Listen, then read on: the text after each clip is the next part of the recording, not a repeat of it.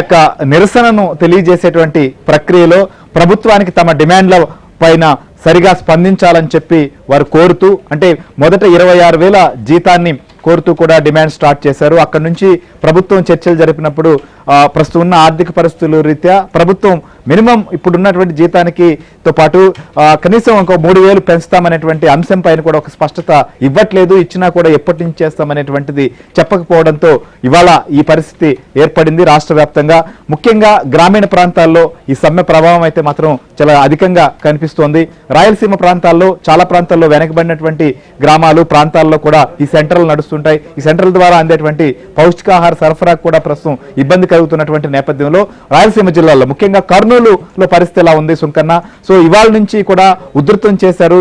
వీళ్ళ ఆందోళనకు వివిధ ఉద్యోగ సంఘాలకు సంబంధించిన నాయకులు కూడా మద్దతు తెలుపుతున్నటువంటి నేపథ్యంలో ఇక్కడ ఈ ప్రాంతంలో పనిచేస్తున్నటువంటి వారు ఏమంటున్నారు? ఈ ఉధృతంగా పెరిగితే అక్కడ గ్రామీణ ప్రాంతాల్లో ఉన్నటువంటి సెంట్రల్ దగ్గర పరిస్థితి ఏంటి? గజ వణికించే చలిని సైతం కూడా లెక్క చేయకుండా అంగన్వాడీలు రాత్రి పగలు కూడా ఆందోళన కొనసాగిస్తున్నటువంటి పరిస్థితి. జగనన్నకు చెబుదాం నేరుగా అంటూ ఇవాళ 1,000,000 సంతకాల సేకరణతో అంగన్వాడీలు ధర్నా చౌక్ వద్ద నిరసన తెలుపుతున్నటువంటి పరిస్థితి. మనతో మాట్లాడిన కొంతమంది అంగన్వాడీలు ఉన్నారు. చెప్పడమా, ప్రభుత్వం కూడా మీకు నోటీసులు ఇచ్చింది, ఏం సమాధానం ఇవ్వబోతున్నారు? మేము నోటీసులు ఇచ్చినారు, మేము తీసుకున్నాము. ఆల్రెడీ తీసుకోకుండా కానీ కొంతమంది మొండిగా కూడా అంగన్వాడీ సెంటర్లకు ఇండ్ల దగ్గర మా దగ్గర అతికిచ్చెళ్ళారు. కానీ నోటీసులు ఇచ్చినందుకు మేమేమి బాధపడతలేము. ఎందుకంటే మేము ఎటువంటి పొరపాటు ఏం చేసి మేము నోటీసులు అందుకోలేదు. ఎందుకంటే అది గవర్నమెంట్ కావాలనే మా మీద ఇలా చేస్తుందని అనుకుంటున్నాము.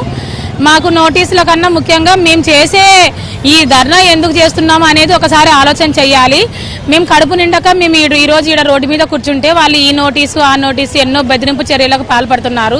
మేము 2 సార్లు ఎమ్మెల్యే గారి ఇంటికి కలెక్టరేట్ కూడా మేము ముట్టడి కూడా చేశాం. గతంలో ఎవరు ఎటువంటి స్పందన లేదు.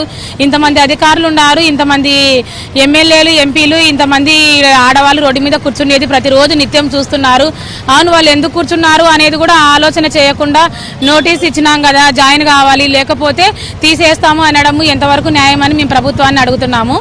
మేము ఆ నోటీస్కి మేము ఏదైనా కానీ మేము ఈరోజు రిప్లై ఇవ్వాలనుకుంటున్నాము. మా ఉద్యోగము మాకు ఉద్యోగ భద్రత కూడా కల్పించే బాధ్యత గవర్నమెంట్దే, ప్రభుత్వానిదే. మేమేమి అంగన్వాడీ కేంద్రంలో ఎటువంటి పొరపాటు చేసి మేము నోటీస్ అందుకోలేదు.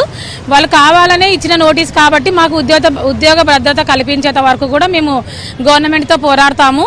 మేము దాని విధుల్లో చేరాలి లేకపోతే కొత్త వారిని నియమించుకుంటామని కూడా మంత్రి చెప్పారు. విధుల్లో చేరాలి అంటే మాకు ప్రభుత్వము గౌరవవేతము జులై నుంచి పెంచుతామని ఈరోజు స్పష్టత చేశారు. అది ఎంత చేస్తాము అనేది మాకు ఒక జీవో ఈరోజు సాయంకాలం కల్లా ఇస్తే మేము సమ్మె విరమించుకొని మా విధులకు మేము వెళ్తాం. లేదంటే మా విధులలో మేము వేరే వాళ్ళను ఎక్కిస్తే మేము ఒప్పుకునేది లేదు. మా సమ్మె ఇంకా ఉధృతత చేయడమే కాకుండా మా అంగన్వాడీ కేంద్రాల ఎదురుగానే మేము ఏదైనా కానీ నిరాహార దీక్ష చేసుకోవడానికి మేము ఎటువంటి దానికైనా కానీ సిద్ధంగా ఉన్నాము. మా అంగన్వాడీ కేంద్రాలలోకి మేము ఎవరిని వెళ్ళనీయకుండా కూడా మేము అడ్డుకోవడానికి కూడా మాకు అధికారం ఉంది. ఎందుకంటే మేము ఆ రోజు ఇంటర్వ్యూ ద్వారా మేము నియమితులమయ్యే వాళ్ళం, కానీ మేము అంతేగాని ఇలా సమ్మె చేస్తే మేము ఇలా వేరే వాళ్ళని ఎక్కించుకుంటామని మాకు ఆ రోజు ఆర్డర్ కాపీలో ఎటువంటి ఆర్డర్ కాపీలో మాకు చెప్పలేదు. మేము ఇలా ఇవన్నీ కూడా ఖండిస్తున్నాము. మేము గవర్నమెంట్కు మేమేం వ్యతిరేకులము కాదు. మేము ఏమంటే మాకు జరగక మాకు సరిపోవడం లేదు గౌరవవేతనం అని మేము ఇలా అడుగుతున్నాము. మా అడిగేదాన్ని బట్టి మీరు అలా చేయడం ఎంతవరకు న్యాయమని ప్రభుత్వాన్ని అడుగుతున్నాము. దాన్ని ఎంతవరకైనా కానీ తీవ్రంగా ఖండిస్తాము, ఖండించి కూడా తీరుతాం. మీరు చెప్పండి అమ్మా, 37 రోజుల నుంచి మీరు సమ్మె చేస్తున్నారు. అంగన్వాడీ సెంటర్ల పరిస్థితి ఎలా ఉంది? అంగన్వాడీ సెంటర్లు అంటే మేము చేసే పని అయితే ఎంఎస్కేలు కానీ వాలంటీర్లు కానీ ఎవరు చేయట్లేదు. మేము ఆయాతోటి పిల్లల్ని పిలుచుకొచ్చుకోవడం కానీ వాళ్ళకి వండి పెట్టడం కానీ ప్రతిదీ మేము చేసేవాళ్ళము. కానీ మా డ్యూటీ వాళ్ళైతే చేయడం లేదు. కాబట్టి మాకు ఎలాగైనా సరే తెలంగాణ కంటే అదనంగా బాలింతలకు చిన్నపిల్లలకు పౌష్టికాహారం అందుతుంది అందడం లేదు వాళ్ళకి సరిగా. కొంతమంది ఎంఎస్కేలు అన్నీ ఎవరికైతే ఇవ్వడం లేదు. బాలింతలకు పౌష్టికాహారం ఇవ్వడం లేదు, పిల్లలకైతే వండి పెట్టడం లేదు. మేము చేసే విధి నిర్వహణలు వాళ్ళైతే చేయలేకపోతున్నారు. కాబట్టి మాకు అనుగుణంగా మాకు పెంచాల్సిన జీతాలు పెంచితే మేము విధులలోకి వచ్చి మా విధులను నిర్వహిస్తాము.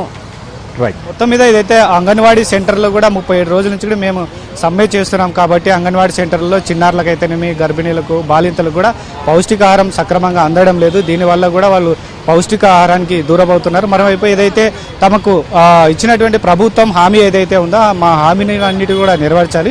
లేకపోతే కేవలం చర్చలు పిలిపించి వాయిదాల రూపంలో ఈ విధంగా చేసేయడం వల్ల రాత్రి పగలు అనుకుంటే ఇక్కడ ఆందోళన కార్యక్రమాలు చేస్తున్నాము.